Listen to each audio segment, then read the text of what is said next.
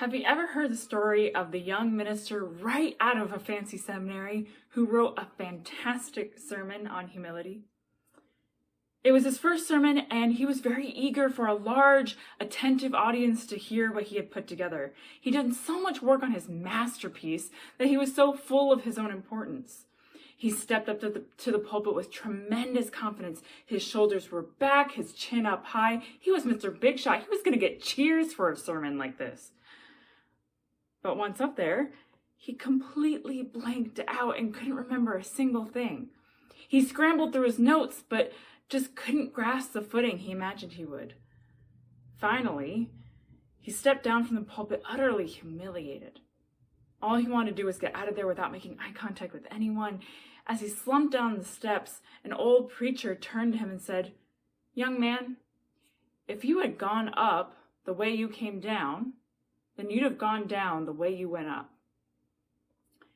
If you'd have gone up the way you came down, you'd have come down the way you went up."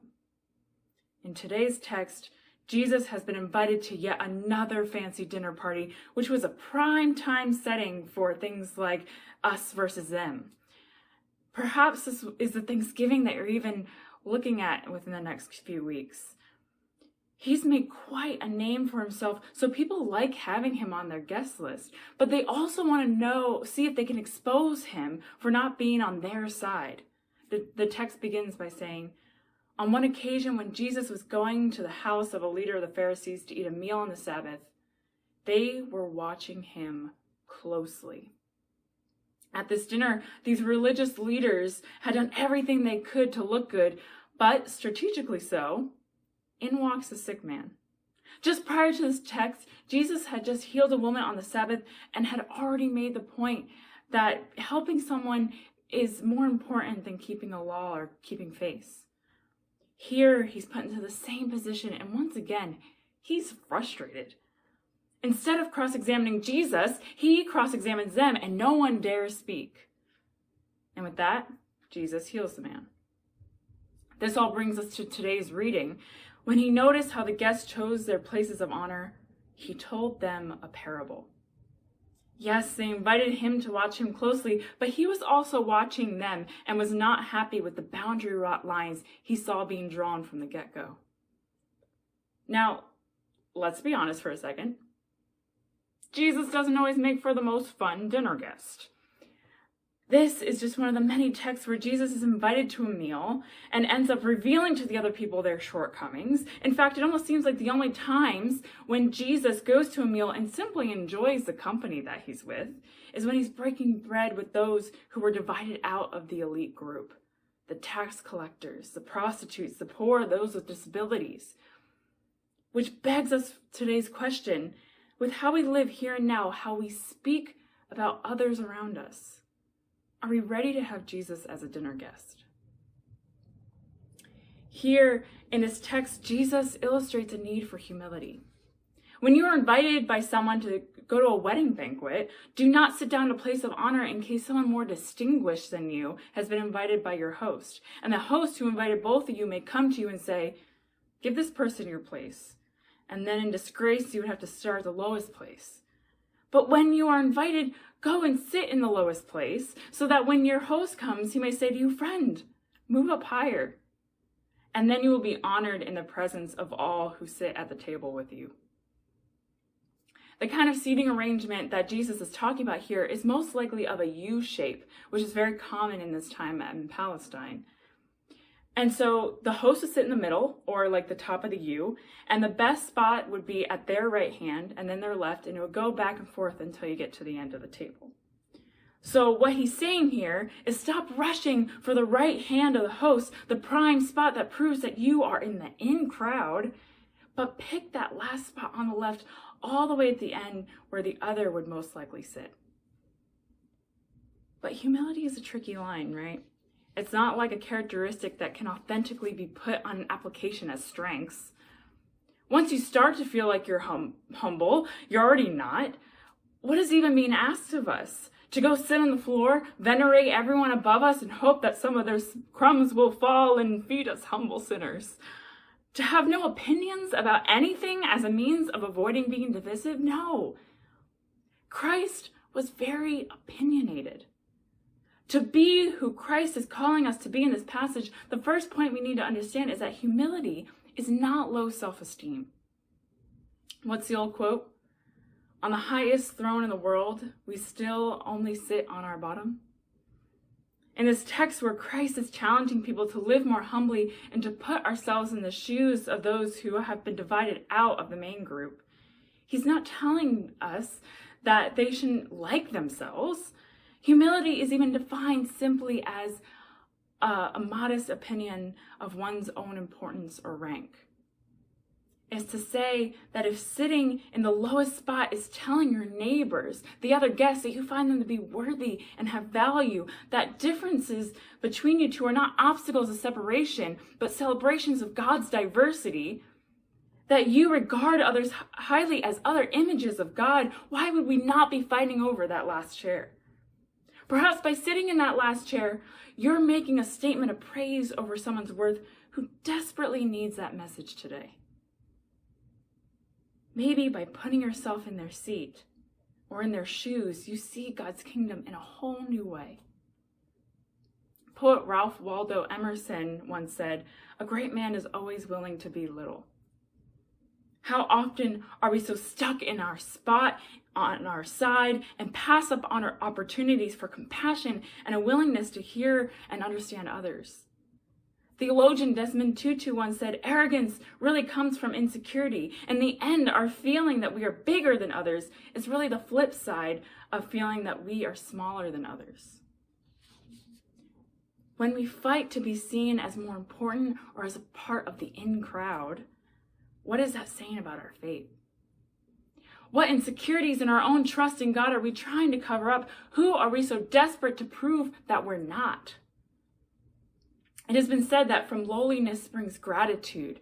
We've already been offered grace. Why do we also need the top chair? By taking that low chair, recognizing God's grace that lives in all others, we can create more dialogue, more understanding, more empathy for people who look, sound, act, believe, politicize differently than we do. There's an Arabian proverb that translates, arrogance diminishes wisdom. In Greece, at the Academy of Athens, the boys would have 3 years of schooling. The first year, they were called the wise men. The second year, they would be called those who love wisdom. And the third and final year, they would simply be called the learners. The more you know, the more you realize there's so much to learn. By proving we're better than someone else, what does that say to others about what we don't know about God? I was warned when I first went to seminary. There's a lot of flexers, people who want to prove that they are part of the group who deserve to be here, and the others are just lucky to be here. It's tough, though, to not want to flip that, to prove that I'm actually the one in the right, and they're the other. It's to simply say, I know my calling, that's as much as I have control over. Author Christy Hartman once said, don't confuse confidence with arrogance. Arrogance is being full of yourself, feeling you're always right, and believing your accomplishments and your abilities make you better than others.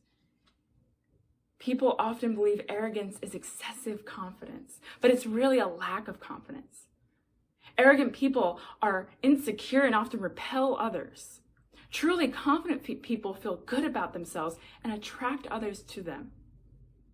Where we sit says something about our faith. Is it attracting others to us or repelling them? Which brings me to my next point. We should change our invitations from private to public. Jesus ends this parable by saying, for all who exalt themselves will be humbled, and those who humble themselves will be exalted. This sounds kind of familiar, right? The first will be last and the last will be first. It's from the chapter right before this one. Those who show kindness towards others, show love for their neighbor will be given honor, not those who try to take honor. Which leads us into how Jesus has not only been watching how the guests sat, but also what the hosts have done. He said also to those who invited him, when you give a luncheon or a dinner, do not invite your friends or your brothers or your relatives or your rich neighbors in case they may invite you in return and you would be repaid. But when you give a banquet, invite the poor, those with disabilities, the ones who never get invited, and you will be blessed because they cannot repay you, for you will be repaid at the resurrection of righteousness. Notice here that Jesus isn't telling them to just meet the basic needs of the outcast, but is saying that they have a responsibility in a place of privilege to cross over division, to invite those who normally are silenced to speak, to recognize the harm that has come from creating spaces of us versus them. Author Steve Goodyear offers this reflection. Several years ago, an older friend of mine developed Alzheimer's disease. Bill had lived an active and productive professional life, but in his later years, his wife cared for him at home. He was aware of his increasing dependency on her and the debilitating effect that the disease had on his mind. Bill gave up everything he had ever once done for himself until eventually nothing was left. As his mind suffered, his sense of worthiness also took a beating. He felt as if he were nobody. There was one group in which he belonged that decided to stay with him during his decline. He sat on the University of Denver Board of Trustees and was encouraged by them to continue attending meetings as long as he was able. One of the board members drove Bill to the meetings and brought him back home afterwards. This continued even after he lost his ability to remember names, track conversation, or participate in meaningful ways.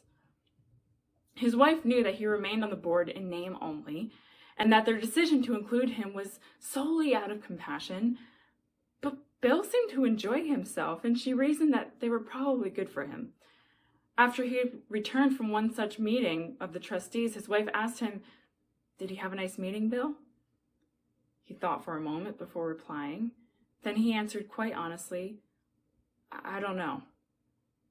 After a pause, however, he added with a heartfelt comment, "But they still think I'm a people." To them, he was somebody. To them, he mattered. He was still a person of value and worth. He could no longer read or write or do the things that had once been important earlier, but he was still a people. This day, somebody needs to know from each one of us that they're a people. When we invite those to the table who usually aren't invited, then offer them the top seat, just imagine for a moment what that says. What does that say about the inclusivity of God's grace and the way we as Christians can be a witness to that? What does that say about us not allowing division to take over? Which brings me to my third and final point. It may be time we learn new table manners. What's being asked of us here is to humble ourselves down to recognize that how we speak and what we do, where we sit, affects those around us. There's an old saying that the entrance of heaven is so low that one can only enter on their knees. Here, in this text, Jesus uses a wedding banquet as an example, as weddings were often compared to God's kingdom in heaven, a marriage between Christ and the church. This is kingdom talk. Christ is saying that these guests are playing by a set of cultural rules and regulations, while the laws of heaven are of a complete reversal. He is challenging them to think about their actions here and now. Start practicing kingdom dinner manners now, or you're in for quite a shock when the person they may give up their seat, or that they didn't even invite to the party, is seated at the right hand of the host while we're stuck in the rusty broken chair by the bathroom. How is where we're sitting a witness to God's kingdom here on earth? Is there a seat change you can make that would bring others closer to God? English pastor F.B. Meyer once said, "I used to think that God's gifts were on shelves one above the other. And that as we grew in Christian character, the easier it would be to reach them. I now find that these gifts are on shelves one beneath one another. And that it is not a question of growing taller, but of stooping lower. And that we always have to go down to get his best gifts." Humility is essential for crossing over lines of division. It's what makes us see others as valuable. It's what makes us reflect on others and go, maybe the world is bigger and more complex than what I know and believe.